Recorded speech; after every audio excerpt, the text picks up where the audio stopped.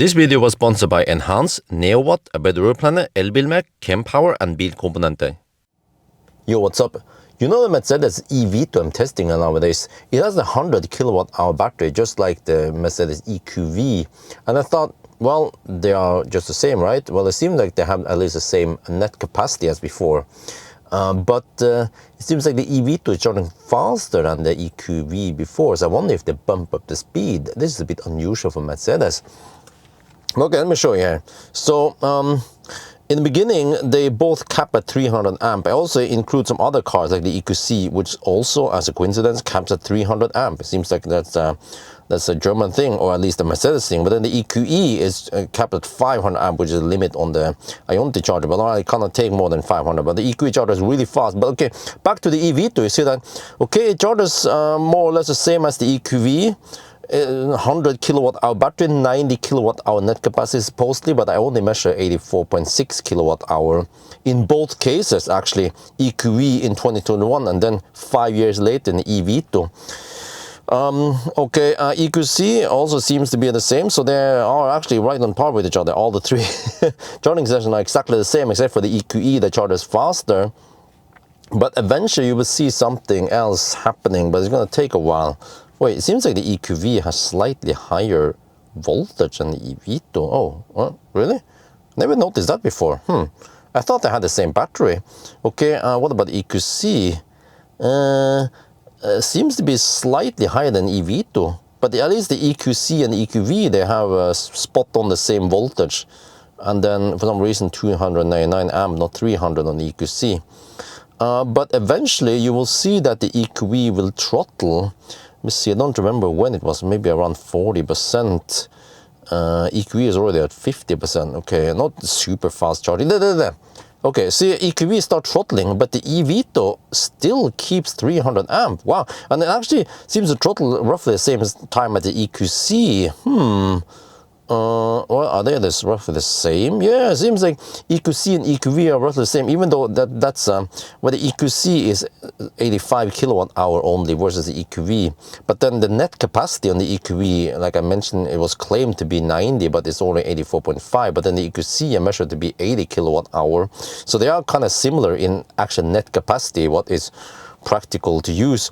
But look at the eVito, it can maintain 300 amp maximum speed way longer than the EQV. This makes me wonder if they also updated EQV, because I haven't tested it in a while. And the last time I tested it, this 2021 was when I tested it when it was new, right? And then I retested it a couple of years ago, but I didn't bother testing the charging because I thought that, okay, Mercedes, they never changed anything. The software was exactly the same. Nothing was changed. Well, it seems like they might have changed it at some point, right? But eventually the eVito will also throttle there, at 63%. Wow, nice and flat. But you see that it doesn't just plummet, it slowly drops. Very nice. This is actually a nice upgrade in charging speed, because these cars, to be honest, they don't charge very fast, right? For 100 kilowatt hour battery, yeah.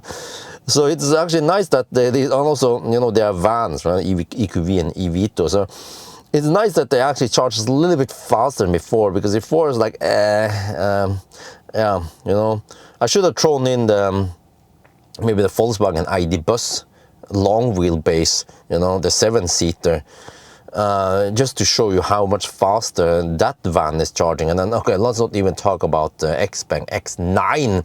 It can peak at 550 kilowatt. I'm still wondering when I will be able to borrow it. I email Knut Arne Markussen at Xpeng in Norway. I mailed him many times. I also emailed him a couple of weeks ago. And he was like, okay, well, we're gonna, actually before Easter or sometime, he told me that, oh, it's not ready yet, yeah, we'll check it later. And then I emailed him again, right, you know, about 1-2 weeks ago. Still no reply. I don't know. Okay, whatever. Back to this. EQE already hit 90%, very nice. EQC, for some reason, is actually... Oh, okay, EQC is faster than EQV because EQC has a slightly smaller battery. But they have very similar charging curve. But look here, eVito at 90% still takes... Well, actually, yeah, there. 53 kilowatt. And actually, eVito is the second to go to 100%, to 90%. Yeah, and then EQC naturally the third place because it has slightly smaller batteries. The EQV here is kind of slow. Yeah, actually the slowest of them all. But you see that even past 90%, you still get okay speed in case you have to go to no man's land without DC fast chargers, not even 50 kilowatt. And you can even go almost to 100% without taking too long. And I also include the time marker there in pink on the top left there. Actually, you can see all the time markers on all the other Ioniq screens also. Okay, I actually stopped there because it wasn't pointless to see the rest, but I'll show you guys the charging curve. All right, you see here, okay, EQE, nice and flat, highest, but here, is this a coincidence? All the three other cars, they're charging at the exact same speed until 40% roughly. And then the EQC and the EQV, they start throttling, but they have a slightly different curve. EQC being slightly flatter actually, despite that it has a smaller battery. And then EQV is kind of disappointing how slow it is, right?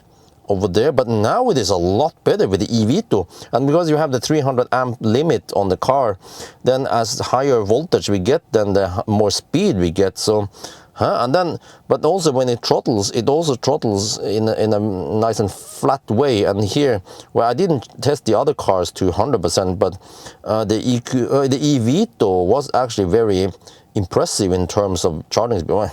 Relative, yeah, everything is relative until you toss in the X-Bang or maybe at least even the ID bus, yeah. But okay, at least I show you now that it can actually happen. I have never seen this before, that Mercedes update something and improve something. Okay, all right.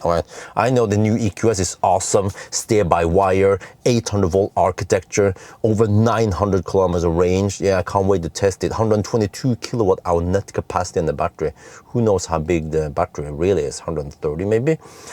Seems like that's a selling point nowadays. If you want to make something uber luxurious or whatever, it's pointless to go for speed because Tesla is already winning that race. So then they go for range. Then what other measurements do you have in electric cars? Right, they're already quite fast, right? So it's all about range. Then yeah, so that's why you should buy the new Mercedes EQS once I am able to test it. But okay, I know whatever. Now back to the charging here. So yeah, great. I haven't done the 1,000 kilometer challenge yet, but the EQV did it in around 12 hours. So actually, according to my calculation, the eVito should do it in 11.5 hours. That's a half an hour improvement. Well, I'm gonna see that if it works or not. Okay, anyway, that's gonna be it for now. Hope you guys enjoyed this video. As always, thank you for watching and talk to you later.